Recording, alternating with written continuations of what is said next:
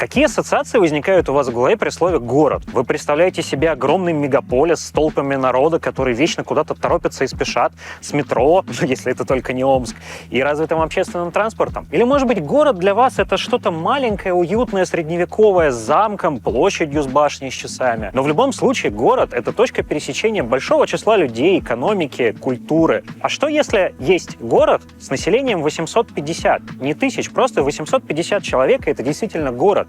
Не деревня, не поселок, не село, а именно город. Предлагаю сегодня туда и отправиться, и посмотреть, как оно там. Погнали?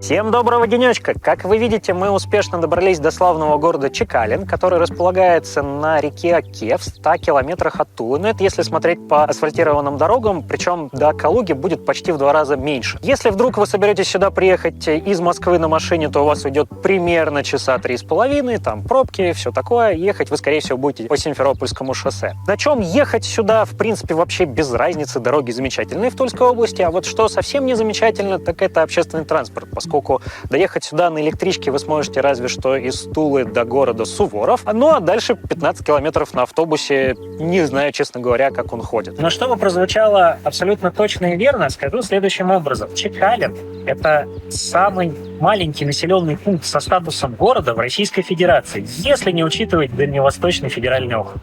Ну что, пойдем прогуляемся? Мы находимся, наверное, на главной улице этого небольшого города. И нет, это не улица Ленина, хотя улица Ленина в этом городе, конечно же, тоже есть. И есть памятник Ленину, он находится буквально передо мной. За моей спиной находится здание магистрата постройки 1784 года, а сейчас это просто жилой дом на несколько семей. Планировка этого города представляет из себя сетку из нескольких десятков не очень больших улиц, главная из которых Калужская, на которой я стою. От здания уездного суда 1810 года осталось совсем немного. Злые языки поговаривают, что в нем еще даже остались следы в стенах от пуль с какой-то из 2 мировых войн. Чекалинская среднеобразовательная школа образована аж в 1837 году, причем часть зданий — это дворянское собрание постройки начала 19 века. Но если говорить о постройках, на самом деле более прикольным является и странным здание, расположенное буквально напротив. Сейчас мы к нему обязательно подойдем.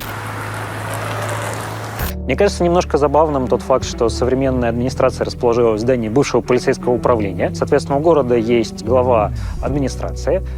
Честно говоря, не знаю, положен ли ей заместитель, кортеж, вооруженная охрана, хотя что-то мне подсказывает, что, наверное, нет. Но если кроме шуток, Чекалину уж точно что положено, это свой телефонный код вместе с городом Суворов. Возвращаясь к теме полиции, можно сказать, что она все-таки здесь почти осталась, поскольку есть участковый отдел, наверное, полиция, в котором работает вроде как один сотрудник. Я не знаю, начать ли со слов «краткая историческая справка» звучит как-то слишком. Вырежем на монтаже.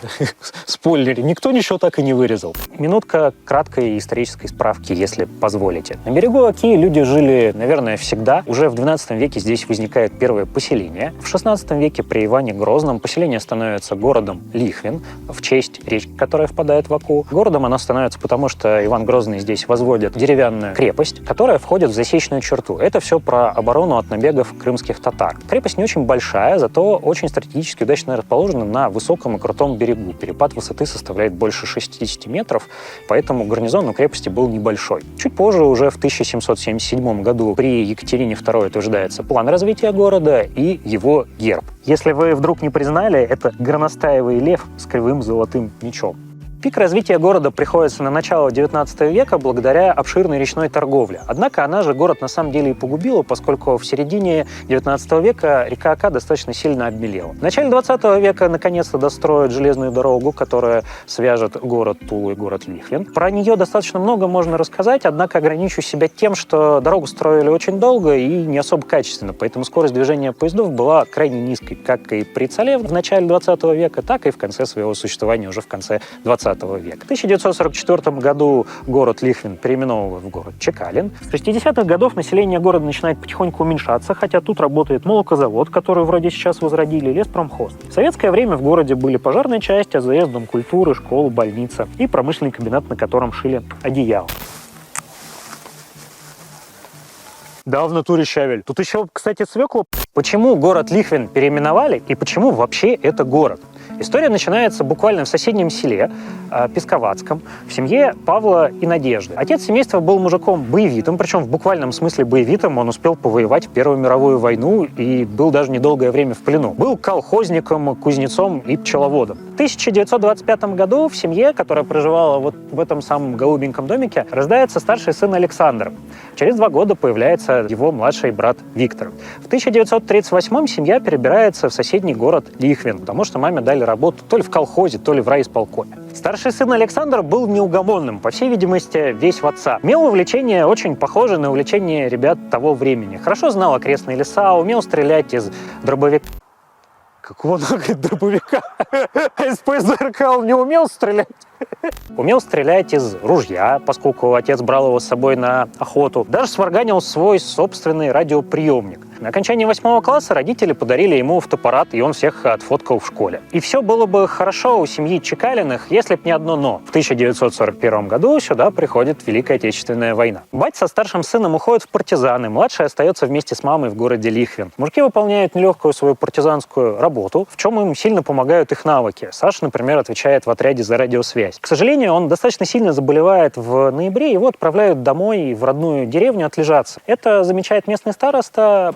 Александра захватывают и жестко пытают на предмет сведений о партизанах, которых было достаточно много в Тульской области. А своих Саша не сдал, за что поплатился жизнью. Его повесили с табличкой «Конец одного партизана». Через пару месяцев Тула была полностью освобождена. Сдавшего Сашу старосту расстреляли по приказу суда. Александру Чекалину было присвоено посмертно звание Героя Советского Союза. В 1944 году город Лихвин переименовали в честь самого юного героя Советского Союза Александра Чекалина. Мне стало интересно, что же стало с остальными членами семьи Чекалиных. Мама с младшим Виктором зимой приходит в линию фронта, ее берут прачкой в армию. Младшего Виктора нарекают сыном полка, к сожалению, тогда таких было очень много. Впоследствии мама Надежда станет медсестрой и получит медаль за боевые заслуги. Младший Виктор поступит в танковое училище, закончит его, и 9 мая мама встретится с младшим сыном в Берлине. Отец тоже выживет в войне и доживет до весьма преклонного возраста. К сожалению, с мамой Надеждой они больше не живут вместе. Она переезжает в Москву и трудится в кинотеатре. Отец семейства живет здесь же, в Тульской области, где и родился. А младший сын дослужится до полковника. У него будут прекрасные дети, которые тоже станут военными. Перед нами здание казначейства. Оно было построено в 1810 году в стиле классицизма. В советское время в нем располагался уездный совет комитета крестьянских и рабочих депутатов, а сейчас там расположен краеведческий музей и кофейня. Как и многое другое в этом городе, к кофейне можно применить слово «единственный». Боюсь, что внутри лавандового рафа вы не сможете отыскать. Впрочем, мы с вами не соевые.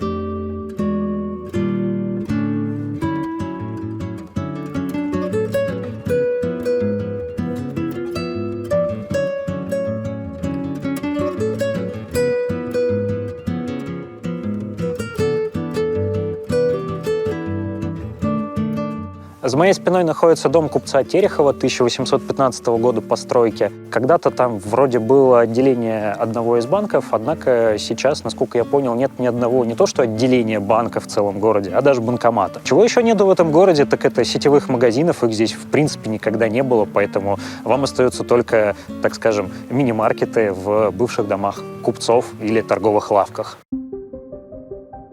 Больница была построена в начале 20 века. Кирпич брали из разрушенного местного женского монастыря. Построена она была по проекту Федора Лисицына, местного уездного врача, который очень долгое время тут трудился и ее же, собственно, и возглавлял. А дядька, на самом деле, имеет очень необычную судьбу. Он родился в семье крестьян, здесь, в недрах Калужской губернии тогда еще. Он закончил медицинский факультет Московского государственного университета и даже успел постажироваться в Берлине. А потом переехал сюда на должность уездного врача. Помогала во всем этом нелегком деле ему его жена, которая подрабатывала у него же и ассистенткой. На самом деле вдвоем они, по сути, тащили всю эту больницу, привлекая иногда и собственные средства на содержание и даже постройку. Из забавных фактов у дядьки было аж 13 детей. Не то чтобы это совсем много, но это много даже по тем временам. Причем 8 из них получило высшее образование. И это, еще раз на секундочку, в Калужской губернии, а не где-нибудь там, скажем, в Петрограде. На сегодняшний день больница все еще существует. Она работает в режиме стационара дневного и в режиме амбулатории по будним, кажется, дням. Заходить внутрь, отвлекать людей от работы мы уж не будем, поэтому придется поверить на слово. Какой же город без храмов? Правда, в городе сохранился всего один единственный храм в честь введения во храм Пресвятой Богородицы.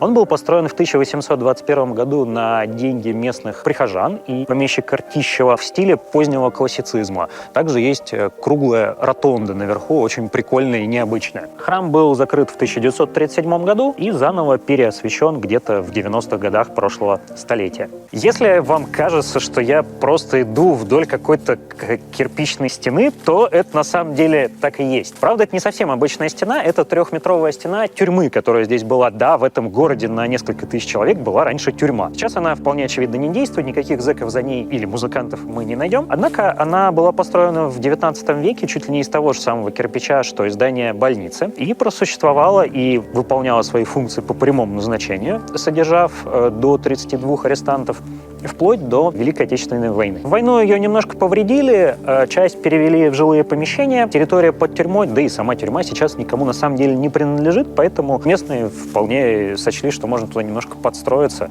и доступ внутрь немного перекрыт. Тем временем вечереет, и наша прогулка по городу Чекалин подходит потихонечку к своему логичному завершению. Находимся мы в прямом смысле за городом, если смотреть по течению реки Оки. На самом деле вот этот вот замечательный обрыв за моей спиной и еще больше буквально передо мной представляет собой природный памятник. Называется он по-умному геологическое обнажение и представляет собой выброс породы, которому там что-то типа 300 тысяч лет. По нему геологи могут судить о возрасте других горных пород. Честно, нам немножко все равно на это, потому что мы здесь исключительно ради прикольного и живописного вида. Ехать или нет специально в Чекалин? Ну, решать, конечно же, только вам.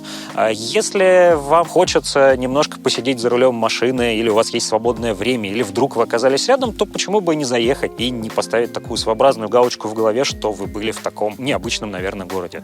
Напишите, пожалуйста, в комментариях, как вам видос, что можно было посмотреть в следующий раз. Если вдруг зацените мои социальные сети, то, может быть, смотивируйте меня туда что-нибудь запостить. Спасибо большое за просмотр и удачи!